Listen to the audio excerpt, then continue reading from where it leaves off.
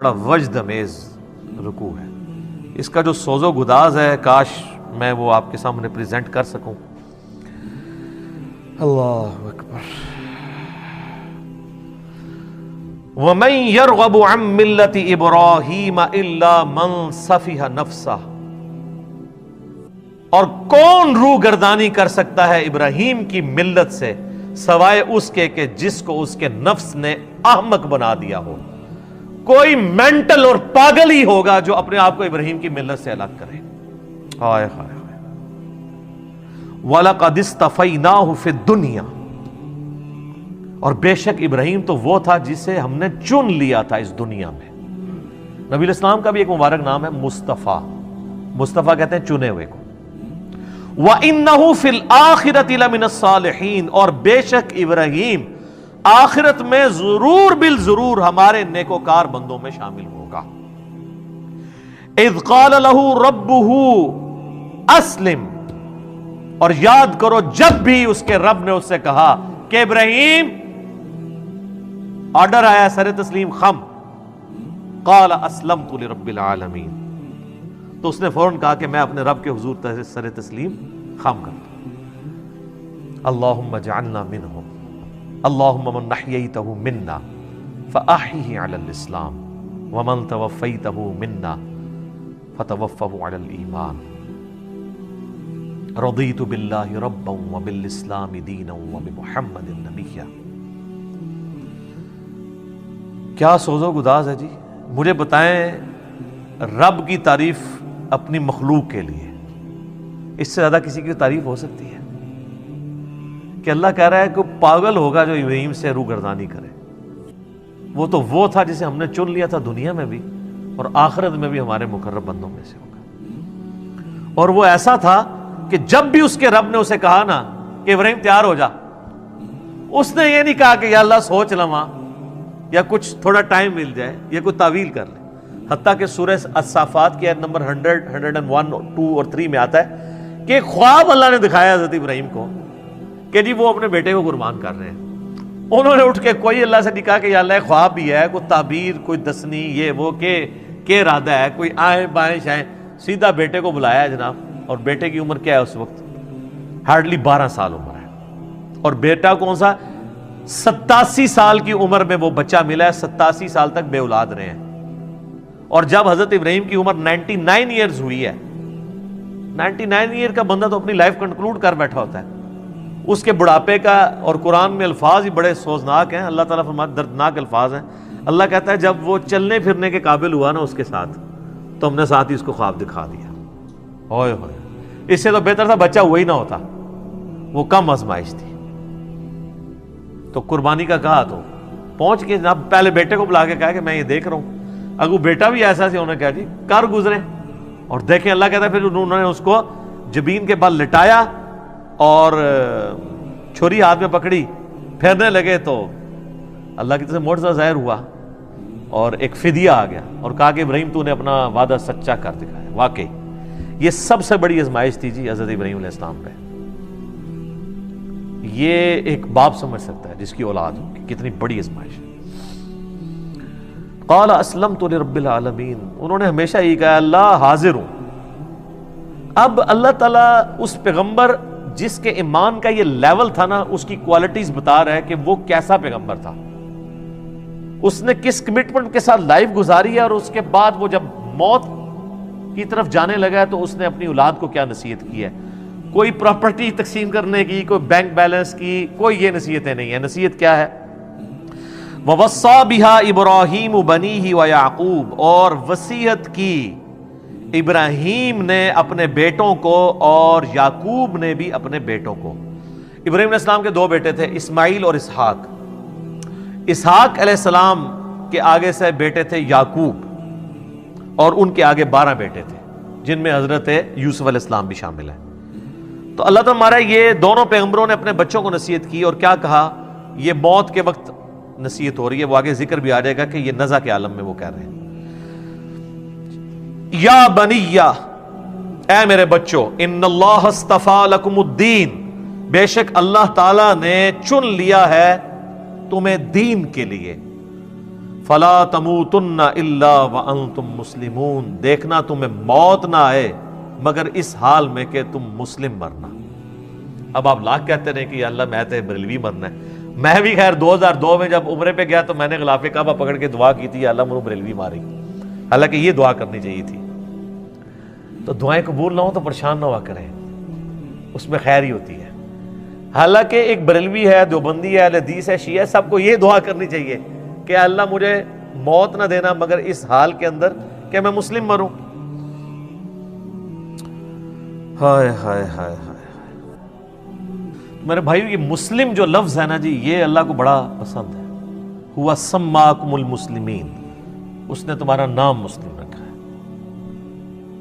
اللہ اکبر۔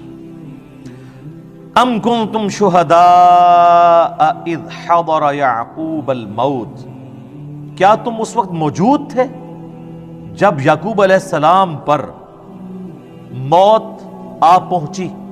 یہ یہودیوں کو بیسیکلی ٹونٹ کیا جا رہا ہے، کیونکہ یہودی کہتے تھے نا یہودی ہو جاؤ تو کامیاب ہو جائیں گے۔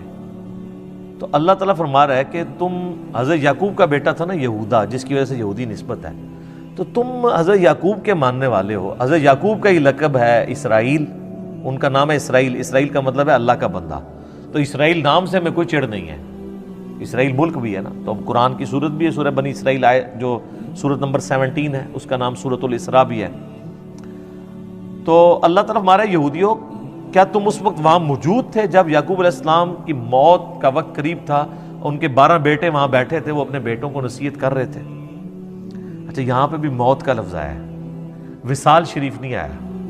جب آ پہنچی موت ان پر، اذ قال لبنیہ، جب انہوں نے اپنے بیٹوں سے پوچھا، ما تعبدون من بعدی، بتاؤ میرے مرنے کے بعد تم کس کی عبادت کرو گے؟ ہائے ہائے ہائے، قالوا نعبد الہک و الہ آبائک ابراہیم و اسماعیل و اسحاق الہا واحدا، تو انہوں نے کہا کہ ہم عبادت کریں گے آپ کے رب کی جو آپ نے تعارف کروایا ہے، اور آپ کے باپ ابراہیم اور اسماعیل اور اسحاق کے رب کی، الہ واحدہ، جو کہ اکیلا یکتا الہ معبود ہے۔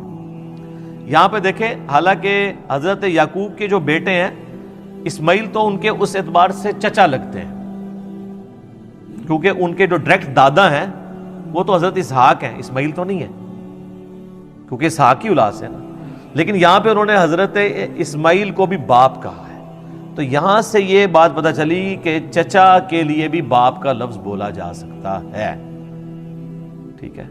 اسی کو میں نے دلیل بنایا تھا، صحیح مسلم کی جو حدیث ہے کہ تیرا باپ اور میرا باپ آگ میں ہے، اس میں یہ الفاظ نہیں تھے کہ تیرا والد اور میرا والد آگ میں ہے، وہ نبی الاسلام نے اپنے چچے کی طرف نسبت کی تھی۔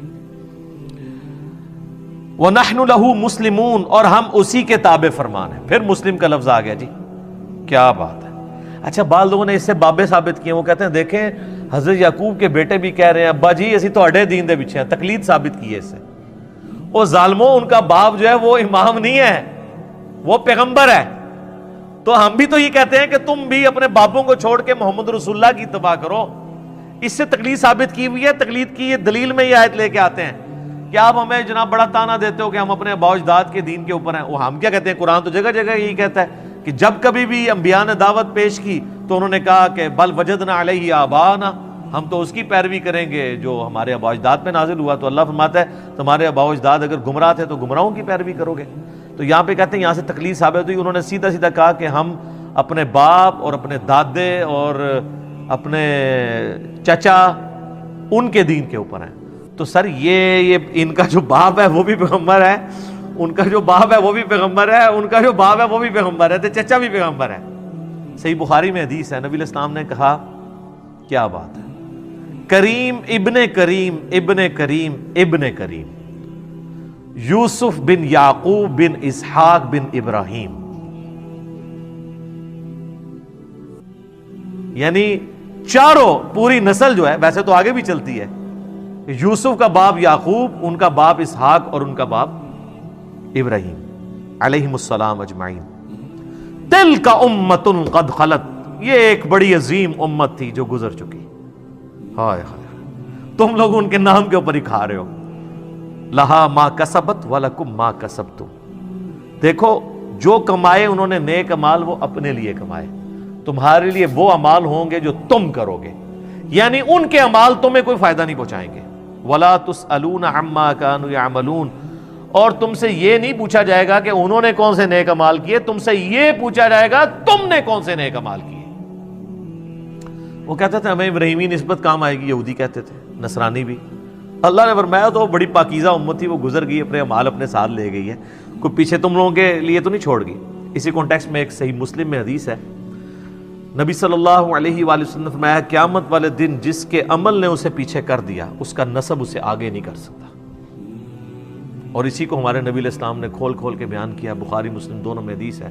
اے میری بیٹی فاطمہ، میرے مال سے جو لینا ہے لے لے، اگر اللہ کے حضور پکڑی گئی تو میں تیرے کچھ کام نہیں آؤں گا. پھر صرف اپنی بیٹی فاطمہ کو نہیں کہا، بخاری مسلم میں الفاظ ہیں، اے میرے چچا عباس، میرے مال سے کچھ لینا ہے تو میں تجھے دے دوں گا، اللہ کے حضور پکڑا گیا تو میں کچھ کام نہیں آؤں گا. اے میری پھپھی صفیہ، تو نے میرے مال سے کچھ لینا ہے تو مجھ سے لے لے، اللہ کے حضور پکڑی گئی تو میں تیرے کچھ کام نہیں آؤں گا. تو یہاں پہ نیک اعمال مراد ہے، ادھر برے اعمال مراد نہیں. یہ بعض لوگ کہتے ہیں مشاجرات صحابہ ڈسکس نہیں کرنے چاہیے، جو فوت ہو چکے وہ اپنے اعمال لے گئے. تو اس میں یہ آیت پیش کرتے ہیں، یہ آیت دو دفعہ آئے گی. ایک یہ آئی ہے آیت نمبر 134 سورۃ البقرہ کی، اور 141 بھی یہی ریپیٹ ہوگی پارہ نمبر 1 کی آخری آیت.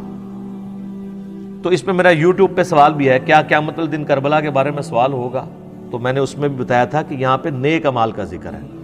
اگر یہاں پہ برے اعمال کا ذکر ہوتا نا تو لاجیکلی ہو نہیں سکتا تھا، اس لیے کہ پورا قرآن بھرا ہوا ہے اس چیز سے کہ جو لوگ پہلے گزر چکے ہیں، جو آگے گزر چکے، انہوں نے جو برے اعمال کیے اللہ نے ان کو کرٹیسائز کیا.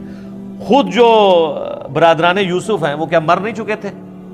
برادران یوسف تو وہ صحابی ہیں کہ اس طرح کے تو ہمارے نبی علیہ السلام کے صحابہ بھی نہیں ہیں، کیونکہ برادران یوسف جو ہیں وہ دو طرف سے صحابی ہیں، ان کے بھائی بھی پیغمبر ہیں اور باپ بھی پیغمبر ہیں، اور تیسری نسبت دادا بھی پیغمبر، اور چوتھی نسبت پردادا بھی پیغمبر. ایڈے تگڑے صحابہ ہیں اور مسلمان بھی ہیں، کافر نہیں ہیں.